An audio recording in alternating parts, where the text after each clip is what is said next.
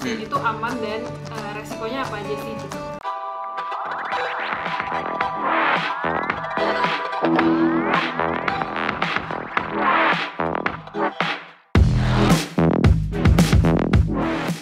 Hai sahabat YKB.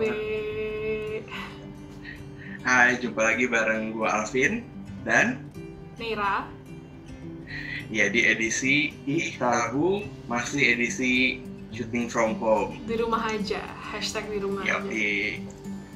Nah, jadi di episode kali ini kita bakal kembali ngobrol mengenai hal yang cukup relevan banget di masa dimana kita masih harus berjaga jarak, berjaga jarak dengan orang, berjaga jarak fisik, nggak boleh terlalu dekat. Jadi kita bakal bicara soal apa nih hari ini? Kita akan bahas tentang sexting. Iya, bener banget, kita akan bahas soal sexting. Nah, jadi seperti biasa kita bakal kembali membahas beberapa pertanyaan soal sexting. Dan langsung aja kita mulai dari pertanyaan yang paling pertama. Yang pertama ini pertanyaan mendasar banget sih kalau menurut gua. Apa sih sexting itu? Jadi teman-teman, sexting itu sebetulnya kalau definisi formalnya ya, merupakan tindakan pembagian konten-konten seksual secara eksplisit. Ini bisa dalam rupa gambar, rupa video, voice message atau cuma text message kayak SMS atau chat. Jadi selama pertukaran informasinya itu ada konten yang bersifat seksual secara eksplisit, itu bisa masuk ke kategori sexting. Nah, biasanya sexting itu dilakukan melalui sosial media dan melalui handphone. Dan seiring bertambahnya dan semakin canggihnya media sosial dan media komunikasi yang kita gunakan, makin banyak juga nih pilihan yang bisa digunakan untuk melakukan sexting gitu. Makasih loh Kak definisinya. Cukup jelas karya definisinya kalau sexting itu. Mungkin kita lanjut ke pertanyaan kedua. Oke. Pertanyaan kedua ini adalah sebenarnya sexting itu boleh atau apa enggak sih? Sexting itu nggak apa atau enggak?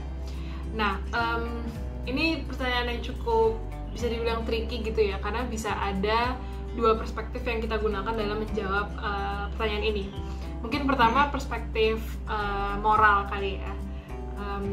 Kalau bisa dari perspektif moral sih tabu nggak ada jawabannya ya, apakah ini boleh atau enggak secara moral, karena itu balik lagi ke nilai dan kepercayaan yang dimiliki masing-masing individu gitu. Jadi setiap orang pasti mungkin punya kepercayaan dan nilai yang berbeda nih tentang sexting. Apakah sexting itu cuman boleh ketika kamu udah menikah, atau misalnya sexting itu cuman boleh kalau kamu udah pacaran yang committed gitu, atau bahkan nggak boleh sama sekali. Nah itu juga tergantung masing-masing orang. Jadi di sini tabu nggak akan bilang ke kalian gitu ya bahwa itu nggak boleh gitu. Jadi yang sebenarnya harus ditekankan di sini adalah lebih dari boleh apa nggak secara moral, adalah bahwa ketika misalnya melakukan sexting pun kamu harus memastikan bahwa kamu itu melakukannya itu karena kamu terpaksa, atau kamu merasa kamu harus melakukannya karena ada pressure dari orang lain gitu. Begitu pula jangan sampai kamu melakukan atau membuat orang tertekan untuk melakukannya bersama kamu, atau misalnya melakukan sexting itu gitu. Jadi sexting itu ya sangat personal ya, sama seperti banyak isu-isu kesehatan seksual dan reproduksi lainnya. Jadi kamu coba tanya ke diri sendiri juga sih, kayak gimana sih perasaan dan nilai dan kepercayaan aku terkait dengan sexting itu gimana gitu. Terus kedua, mungkin selain perspektif moral, ada juga perspektif hukum ya. Jadi memang kalau di Indonesia ini ada beberapa hukum yang mungkin agak relevan dengan si sexting ini. Yang pertama sih hukum UU ya, Undang-Undang Pornografi tahun 2000 berapa tuh? Ya, pokoknya UU pornografi lah. Karena di UU pornografi itu di pasal 4 ayat 1, nah ini aku nggak hafal, cuman aku akan bacain. Itu mengatur larangan perbuatan memproduksi, membuat, memperbanyak, menggandakan, menyebarluaskan, menyiarkan, mengimpor, mengekspor, dan sebenarnya masih banyak lainnya, tapi mungkin aku nggak akan sebut semuanya. Pornografi yang secara eksplisit memuat persenggamaan itu berarti hubungan seksual yang penetratif itu ya, termasuk persenggaman yang menyimpang, kekerasan seksual, masturbasi atau onani, keterlanjangan atau tampilan yang mengesankan keterlanjangan, alat kelamin, dan pornografi anak gitu. Jadi sebenarnya hal yang diatur dalam UU pornografi ini ada cukup banyak yang tadi kayak aku jelasin ya, ada masturbasi, ada ini, ada itu. Jadi mungkin teman-teman di sini coba googling juga aja UU pornografi itu isinya apa supaya kamu tahu exactly what is in the UU gitu, karena itu mungkin relevan buat kamu. Tapi memang di UU pornografi itu juga ada penjelasan di pasal 4 yang tadi aku sebutin itu, bahwa memang yang dimaksud dengan membuat materi pornografi itu tidak termasuk untuk dirinya sendiri atau kepentingan sendiri gitu. Nah, tapi mungkin ini bisa tricky juga ya, karena misalnya nih kamu kasih materi yang berbau-bau pornografi gitu ke pasangan misalnya, terus habis itu dia yang menyebarluaskan materi itu tanpa ada persetujuan kamu, yaitu berarti ya pihak yang menyebarkan itu ya pasti bisa terjerat UU ya, tapi pihak yang tidak menyebarkan, jadi maksudnya kamu itu juga bisa jadi terjerat kalau misalnya kamu tidak menyatakan bahwa materi yang tersebar itu sebenarnya itu cuma buat konsumsi pribadi atau kepentingan diri sendiri gitu. Jadi memang bagian ini cukup tricky mungkin ya. Jadi kalian bisa search lagi dan edukasi diri sendiri tentang undang-undang ini dan bagaimana ini akan mempengaruhi pengalaman sexting kamu gitu. Ada yang mau ditambahin mungkin, Vin? Cukup lengkap banget sih. Cukup lengkap ya? Iya. Makasih Kak. Oke, kita lanjut ke pertanyaan berikutnya. Ini juga pertanyaan yang sering kita dapat ditanya juga. Banyak ya orang yang ngelakuin sexting. Nah, kalau misalkan ditanya banyak kan kita pasti harus ngacu kepada survei-survei ya. Tapi sayangnya data, ya? Di Indonesia ini studi soal sexting ini masih sangat minim sekali.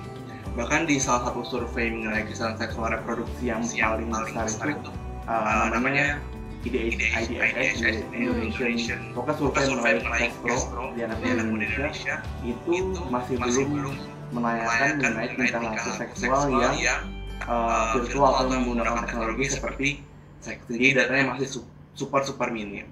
Nah, jadi kalau kita mau lihat kira-kira kita mau keker, kita harus mengacu kepada data yang sudah diambil oleh negara lain. Nah, kalau misalkan kita melihat penelitian yang dilakukan di negara lain, menurut 39 penelitian yang meneliti 110.380 remaja, banyak banget penelitiannya. Partisipannya. Jadi remaja usia 12-17 tahun dengan rata-rata usia 15 tahun di berbagai negara, sekitar 14,8%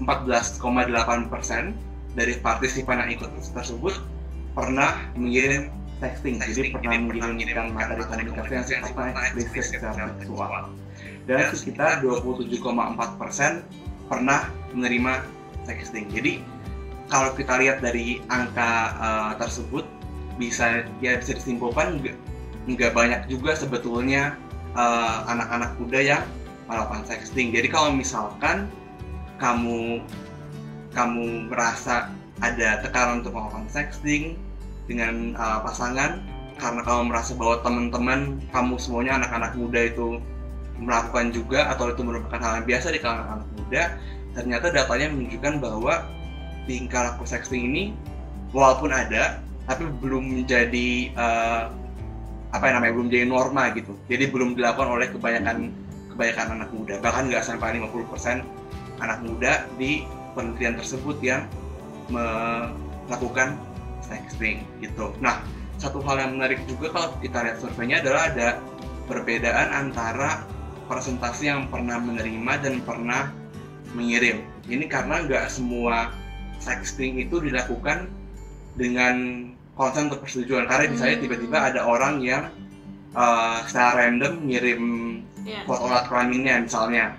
Nah, walaupun jadi kita menerima tanpa persetujuan kita. Nah, itu sudah masuk ke ranah pelecehan seksual. Nah, mungkin nanti bakal kita bahas di pertanyaan-pertanyaan selanjutnya. Nah, mungkin sudah cukup jelas kalian untuk memberikan kalian gambaran seberapa prevalensi sexting ini di anak-anak muda. Ya, berarti memang maksudnya belum sebanyak yang kita pikir gitu kali ya. Kita pikir semua orang udah melakukan, tapi ternyata enggak gitu.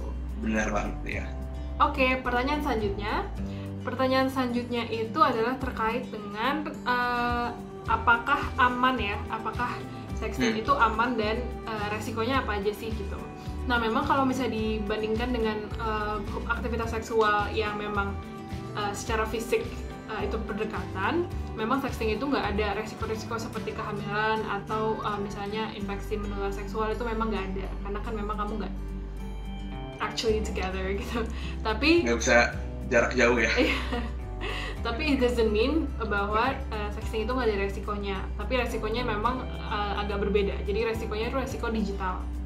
Kenapa? Karena ya kita juga tahu lah bagaimana dunia internet dan dunia digital itu, dimana rekam digital dan sesuatu yang udah pernah diupload di internet itu kalau misalnya udah disebarluaskan itu sulit banget untuk kita ambil kembali atau kita memastikan bahwa itu udah sama sekali nggak ada lagi di internet manapun gitu. Jadi misalnya kita melakukan sexting, misalnya habis itu kita kirim sesuatu dari kita ke pasangan, lalu habis itu gimana caranya nggak tahu tuh pasangan itu materi itu tersebar luaskan, yaitu adalah resiko terhadap privacy kamu, resiko terhadap privacy kamu sih gitu. Jadi memang rekam jejak digital yang sulit untuk dihapus itu ya, atau yang kadang sulit untuk kita kontrol itu, membuka kesempatan bagi pihak-pihak yang mungkin kurang bertanggung jawab atau emang pihak-pihak yang jahat gitu ya, punya niat jahat untuk menyebarluaskan konten private kamu yang kamu sebenarnya cuma kirim untuk ke pasangan kamu gitu. Jadi resiko digital ini pasti ada gitu. Jadi walaupun resiko fisik yang ada, tapi resiko digital yang tentu itu penting juga untuk dipikirkan ya teman-teman. Dan kalau misalnya kita lihat datanya gimana tentang resiko sexting ini ke anak-anak muda, ada juga nih satu penelitian, kayaknya tapi bukan di Indonesia ya Vin ya, ini bukan di Indo. Dia menemukan bahwa 1 dari 10 remaja meneruskan, atau biasa kita forward maksudnya ya, forward seks, yaitu maksudnya seks yang seks itu tanpa persetujuan. Nah, ini fakta yang sangat mengkhawatirkan sekali ya. 1 dari 10 itu 10% kan lumayan itu ya. Iya, lumayan. Dan sementara itu ada juga data yang menunjukkan bahwa 1 dari 12 remaja yang mengirim seks itu mengaku pesan mereka pernah di forward atau disebarkan tanpa persetujuan mereka gitu. Dan di situ berarti remaja-remaja yang mengaku pernah mengalami ini, yaitu mereka adalah korban pelecehan seksual juga gitu, pelecehan seksual online gitu. Atau misalnya kita sebenarnya juga bisa lihat, walaupun di Indonesia mungkin belum ada data fixnya gimana, tapi udah banyak juga kan kita ngelihat di berita-berita bahwa misalnya kayak ada anak, kalau nggak salah beberapa waktu yang lalu ya, ada kasus di Sulawesi Selatan, ada anak SMA gitu yang menyebarkan video intim bersama pacarnya itu karena takut ditinggal. Nah, gini-gini kan sebenarnya udah beberapa kali kita juga lihat di media, dan aku cukup yakin juga sih, maksudnya kasus yang seperti ini yang nggak di highlight di media juga banyak banget gitu. Jadi nggak semua kasus-kasus ini mungkin akan terangkat oleh media, tapi resiko-resiko ini beneran real gitu, mereka beneran terjadi gitu. Jadi walaupun mungkin nggak ada resiko hamil atau resiko kena infeksi menular seksual, tetap ada resikonya sendiri ya aktivitas sexting ini. Oke, menarik banget. Kita lanjut mungkin ke pertanyaan terakhir kali ya nih. Pertanyaan terakhir ini juga yang nyambung sama apa yang kita udah bahas sebelumnya, yaitu aku suka dikirimin foto telanjang sama teman. Kalau begitu aku harus apa? Jadi mungkin kita ngomong mengenai kasus orang yang dikirimin materi seksual yang tanpa persetujuan dia. Nah, ini merupakan salah satu masalah yang cukup serius dan seperti yang tadi Nera sudah jelaskan, sangat mungkin dapat terjadi. Karena jika hal ini terjadi, kita tentu merasa nggak nyaman dan kita melihat sesuatu yang sebetulnya kita nggak pengen lihat di handphone atau misalnya di gadget kita. Sexting tanpa persetujuan itu juga sudah masuk ke ranah pelecehan seksual. Jadi kalau misalkan hal yang terjadi kepada kamu atau kepada temanmu atau kepada anggota keluargamu, salah satu hal pertama yang perlu kamu tahu adalah bahwa mengirimkan sexting tanpa persetujuan tersebut dapat dijerat oleh hukum, terutama oleh pasal 4 tadi ayat pertama Undang-Undang Pornografi, dan juga pasal 27 ayat pertama Undang-Undang ITE yang mengatur soal pengiriman materi yang sifatnya asusila. Jadi kalau gue bacain sebentar, menurut Undang-Undang ITE pasal 27 ayat 1 ini, setiap orang yang dengan sengaja dan tanpa hak mendistribusikan dan atau mentransmisikan dan atau membuat dapat diaksesnya informasi elektronik dan atau dokumen elektronik yang memiliki muatan yang melanggar kesusilaan itu dapat dijerat oleh pasal ini. Jadi intinya adalah kalau kamu menerima sexting, jalur hukum atau ranah hukum merupakan salah satu hal yang bisa kamu tempuh. Nah, jadi kalau kamu melakukan hal ini bisa banget kamu melaporkan ke pihak yang berwajib. Selain itu juga kalau misalkan kamu dengan alasan apapun misalnya tidak mau untuk melaporkan ke pihak yang berwajib, kamu juga bisa blok orang tersebut di media sosial kalau terjadi di media sosial, atau kalau misalkan dia mengirimkannya melalui nomor telepon, kamu bisa coba minta kontak ke providernya untuk memblok nomor tersebut sehingga dia tidak bisa lagi menghubungi kamu. Atau kalau misalkan dia kirim lewat DM, dia tweet di sosmed, juga kamu bisa coba report DM atau tweet tersebut ke platform media sosial yang kamu gunakan gitu. Jadi ada beberapa opsi yang dapat kamu tempuh, yaitu kamu bisa memblok orang tersebut, kamu bisa melaporkannya ke platform media sosial yang terkait, dan kamu juga bisa coba untuk melaporkannya ke pihak yang berwajib gitu. Ada yang mau tambahin nggak kira-kira? Kalau untuk pertanyaan itu sih udah, tapi mungkin satu final note, poin terakhir itu adalah mungkin dari Tabu mau mengkomunikasikan bahwa jika memang dilakukan dengan sesuai dengan nilai dan kepercayaan kamu dan juga pasangan dan semua pihak yang terlibat, dan juga jika udah dipastikan nih keamanan dan kenyamanan semua pihak yang terlibat, memang sexting itu bisa jadi salah satu cara untuk mengeksplorasi keintiman dengan pasangan atau mungkin seksualitas. Tapi juga sekali lagi ya, aku mau menekankan bahwa itu hanya jika kalian sudah memang sudah tahu nilai dan kepercayaan masing-masing itu gimana dan memang sesuai.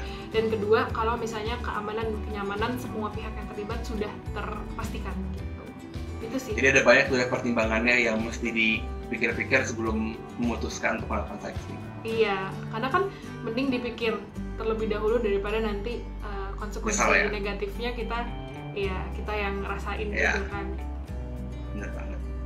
Oke teman-teman, pembahasan sexting kita hari ini kayaknya udah cukup sampai di sini aja. Semoga teman-teman mendapatkan sesuatu hal yang baru mengenai topik sexting ini, walaupun jarang dibahas. Jadi ketika sudah menonton ini, kita harap teman-teman dapat lebih terbuka lagi wawasannya mengenai topik sexting ini. Nah, kalau kalian suka video ini, jangan lupa untuk di like, di komen, dan subscribe ke channel KBGK Media agar nggak ketinggalan lagi episode-episode di satu yang lainnya, karena pasti kita bakal bahas topik-topik yang nggak kalah serunya. Oke. Bye teman-teman, sampai ketemu. Dadah. Sampai ketemu lagi.